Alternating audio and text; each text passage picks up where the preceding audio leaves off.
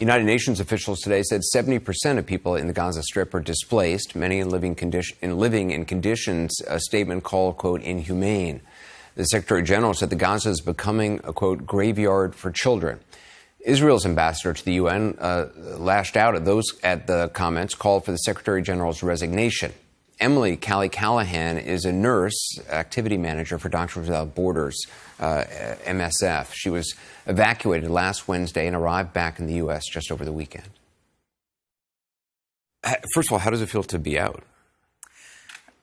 A lot of people keep asking me that, and I really don't have a good answer. I obviously have a sense of relief that I'm home and I'm with my family and feel safe for the first time in 26 days, and I'm having a really hard time finding any joy in any of it, because me being safe is the result of having to leave people behind. People watching this have seen images from Gaza. They've seen the hospital images. They've seen the horror of children dead day after day after day after day. I mean, they've seen all the images.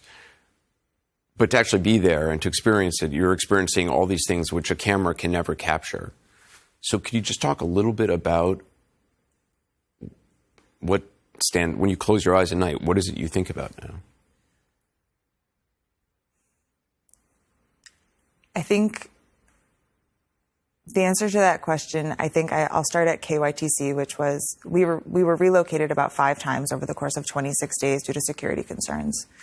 And one of the places we wound up was the Khan Yunis Training Center. We call it KYTC. That's when people had evacuated to the south. So you were in the south of Gaza at that point. Yes, when we went to below Wadi Gaza line. And by the time we left there were 35,000 internally displaced people living alongside us. There were children with just massive burns down their faces, down their necks, all over their limbs. And because the hospitals are so overwhelmed, they are being discharged immediately after, and they're being discharged to these camps with no access to running water. There's 50,000 people at that camp now and 4 toilets. They're given 2 hours of water every 12 hours. There's 4 toilets for 50,000 people. Yes. And that's where we were living too. And they have these fresh, open burns and wounds and partial amputations that are just walking around these conditions. And parents are bringing their children to us going, please, can you help? Please, can you help? And we have no supplies. When in situations where there are tens of thousands of people and it is a war and people can't feed their kids, things get strange very fast and things get tough very, very fast and people turn on each other. You saw that up close. At KYTC, the reason we had to leave was because we were starting to be harassed. Desperate people who are losing loved ones right and left are angry. And they would point at me and scream, American, walking past. And at that point, we had no idea what was coming in the next few days. And they would yell things in Hebrew to see if we were Israeli. They accused our national staff of either being traitors or said, you're pretending to be Arab. We know that you're just pretending to be Arab. Stop lying to us. And our staff had to defend themselves. And we said to them over and over again, you don't have to stay. We understand if you want to leave us. And they said, you are family too, and we're not going anywhere. Your staff, the Palestinians who work for MSF, or Doctors Without Borders, were concerned about your safety. We would have died within a week without them. They are the only reason we are alive. It's incredible that this took so long to get Americans, sick people, start to move through that Rafah border crossing. It's inexplicable. And we were desperate. We did a calorie count at one point based on our supplies and figured out that if all of us, there's 50 people with us living in a parking lot now, only ate 700 calories a day. If that's all we had 2 days of food left, and that's it. And our national staff took off. We had no cell service at that point, so we had no idea what had happened to them. There's bombs going off all around us because there's no safe place in Gaza. Even getting through that Rafah border crossing, what was that like? They didn't leave our side for a second. You're the national staff. The national because staff. They feared for your safety, even at the border crossing. They made sure they were standing between us and desperate people. They made sure that they were talking to every official that they could find, trying to push us through, trying to get us on the bus, trying to get us out. And we're standing there and we're watching these incredible men who have sacrificed everything for us, who have sacrificed time with their families, their own physical safety, their own water supply they were giving to us. And we're watching them fight to get us across the border, knowing that we were not bringing them with us.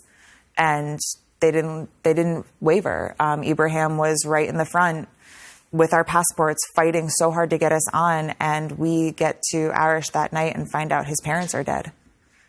They were losing family members and friends. You said if it wasn't for your national staff, you think you would have been killed by people who were just desperate. We either would have starved to death or run out of water. They were the ones that negotiated all of that. Gaza's a small city, so everyone knows everyone, and they would call in favors and call their friends and say, who do you know that has food? Who do you know that's open? Where can we get this? And they would drive all over the place to find water.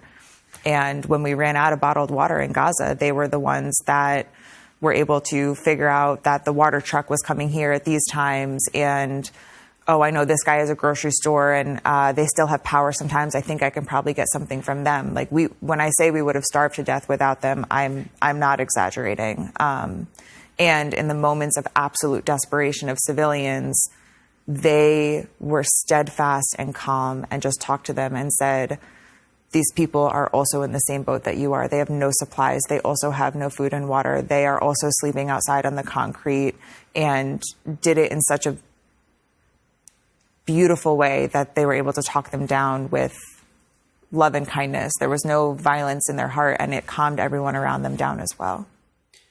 Would you go back to Gaza? In a heartbeat. In an absolute heartbeat. My heart is in Gaza. It will stay in Gaza.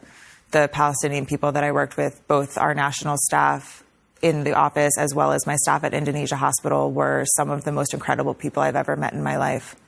When everything went off and we got the notice to move south of Wadi Gaza, I was texting my nurses at Indonesia Hospital, and I said, we lost a nurse weekend one.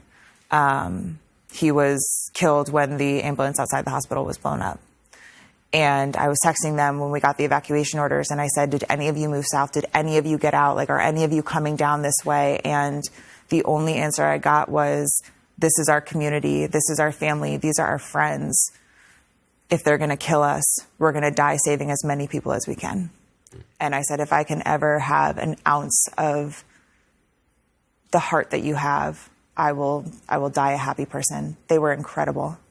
I would like to send out a reminder that there are civilians seeking shelter there, and that my doctors and nurses didn't leave out of loyalty to their community. And I know that there is an idea being pushed right now that anyone that stayed behind is going to be considered some kind of a threat. And I want to remind people that the people that stayed behind are heroes. The people that stayed behind they know they're going to die, and they're choosing to stay behind anyway. You're talking about doctors, nurses in the hospital.